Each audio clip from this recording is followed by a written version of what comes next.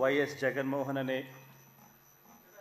నేను జగన్మోహన్ రెడ్డి అనే నేను శాసనసభ సభ్యునిగా ఎన్నికైనందున శాసనం ద్వారా నిర్మితమైన భారత రాజ్యాంగం పట్ల నిజమైన విశ్వాసం విధేయత చూపుతానని, భారతదేశ సార్వభౌమాధికారాన్ని సమగ్రతను కాపాడుతానని, నేను స్వీకరించబోయే కర్తవ్యాన్ని శ్రద్ధాసక్తులతో నిర్వహిస్తానని దైవసాక్షిగా ప్రమాణం చేస్తున్నాను.